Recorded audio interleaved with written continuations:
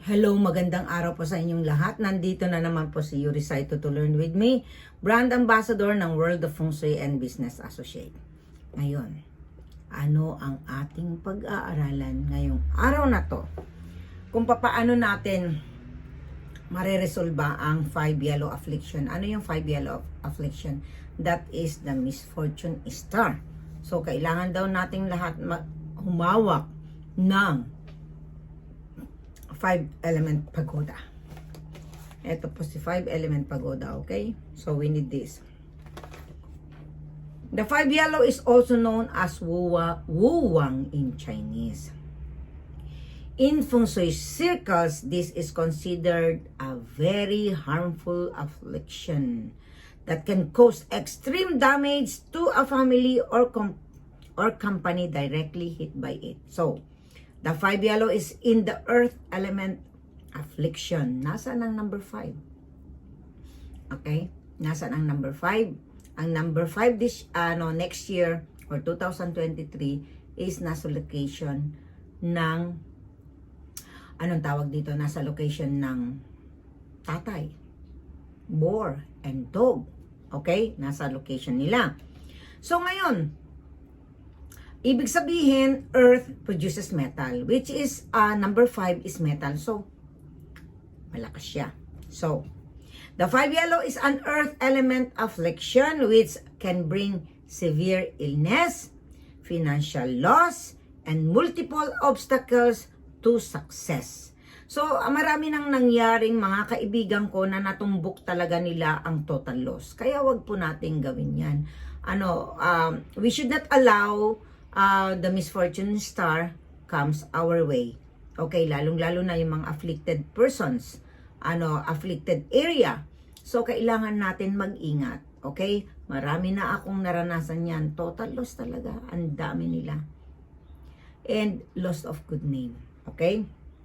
It is also causes hostility and conflict of all kinds. The 5 yellow or the misfortune star is basically annual flying star. Number 5, but also comes in the form of monthly flying star. So there is a monthly star, okay, monthly star, and annual star. Okay, kailangan alam natin yan. When the number 5 of the year, month, day, and hour are lined up, is when a sector becomes so unlucky that sometimes really catastrophic can happen. So ano yung sabi niya? Anong sabi niya?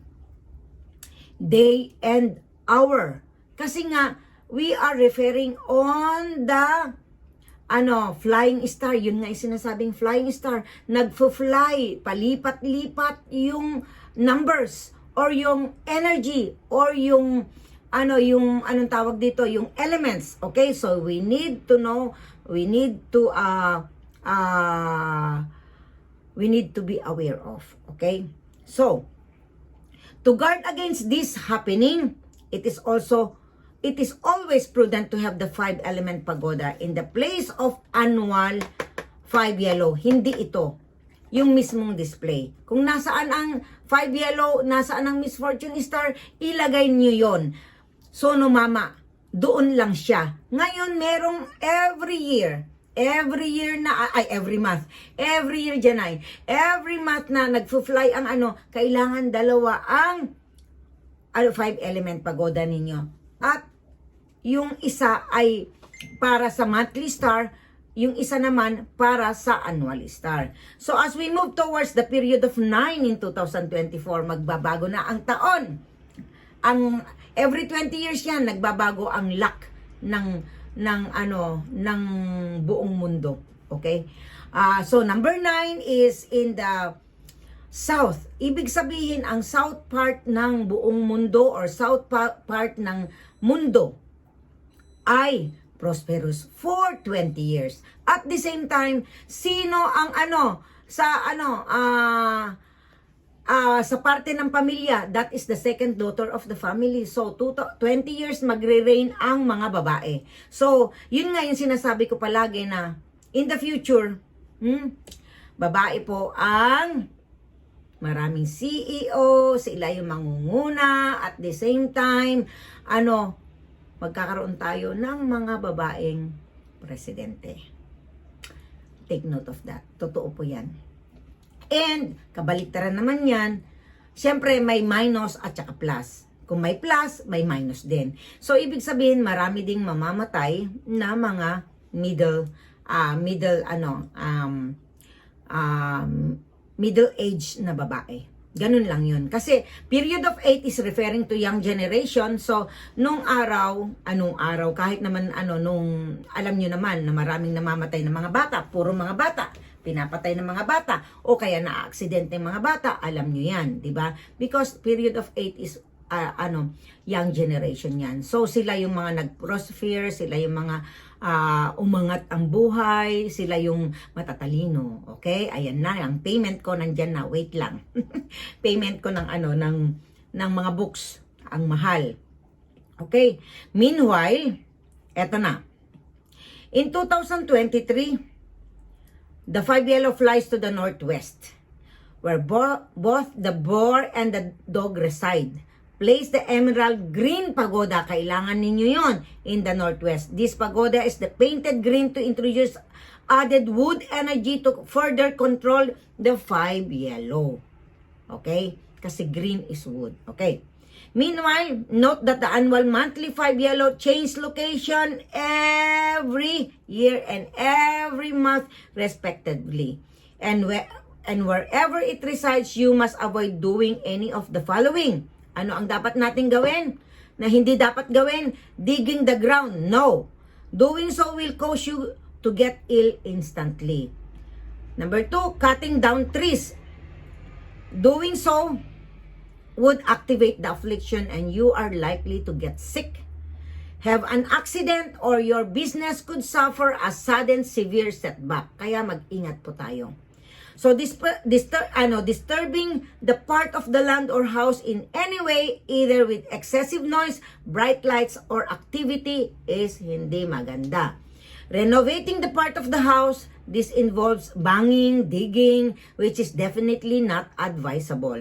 If you need to do renovations to the part of the house that have the 5 yellow, then make sure you do not start or end the renovation in this sector.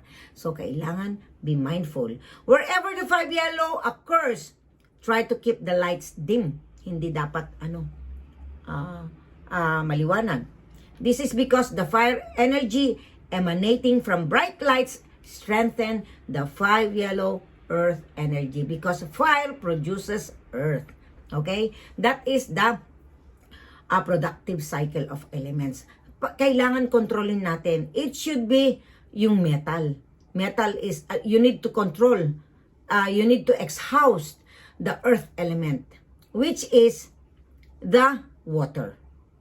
Water exhaust, no, I'm sorry. Metal exhaust, anong tawag dito? Earth element.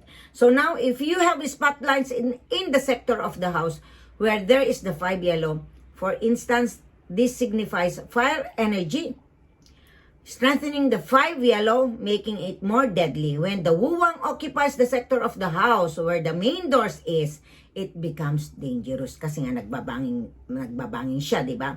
Irrespectively of which compass sector it is in.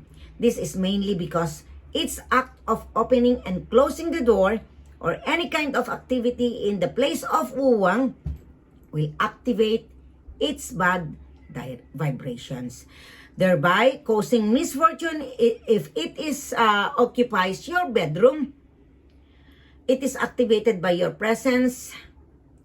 So if you can, it is a good idea to sleep in another room. Okay? It is activated by your presence of, if you can, it is a good idea to sleep in another room, or otherwise you will really need the remedy of the 5 yellow. Now, remedy for the 5 yellow in 2023. The best cure is against the 5 yellow in the 2023 is the emerald green pagoda. Place a large size one in the northwest before February 3rd. And place the may mini tayo, emerald pagoda in sectors that get afflicted through the year by the monthly 5 yellow. If your living space is especially big, you can strengthen the efficacy of the cure by placing 2 or 3 5-element pagodas there kapag malaki yung bahay ninyo. So note that because the 5 yellow has landed in the northwest in 2023, this affliction particularly afflicts the dog and the boar. Both these animal signs should carry the emerald pagoda with ahum amulet.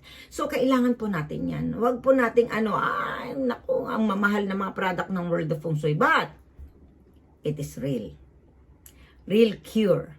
Kasi may mga product ng World of Feng Shui na ini-imitate. Mag-ingat po tayo. Mura nga siya, pero walang maidudulot because they are stealing yung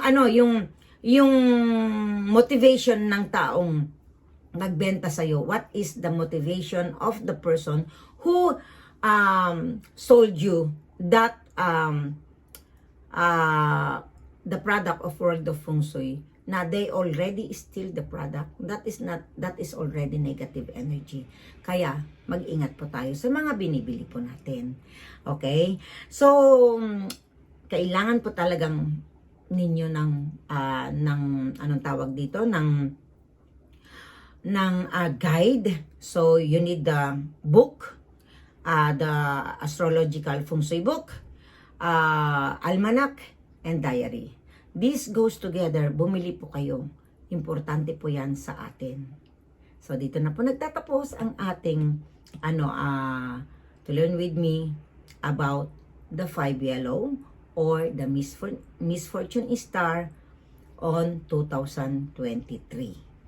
So, malapit na po ang period of 9. Goodbye, period of 8. Okay? So, we are now going to period of 9 on February 4, 2024. Until February 4, 2044. Buhay pa kaya ako nun? Sa mga hindi pa po nakapag-subscribe sa aking channel, subscribe na po kayo, like and share, and hit the tiny button para ma-notify kayo sa mga upcoming videos ko. Ako po si Yurisito na nagsasabing, hate what is evil and hold on to what is good. Do not let evil defeat you. Instead, conquer evil to good. Maraming salamat po. Bye-bye.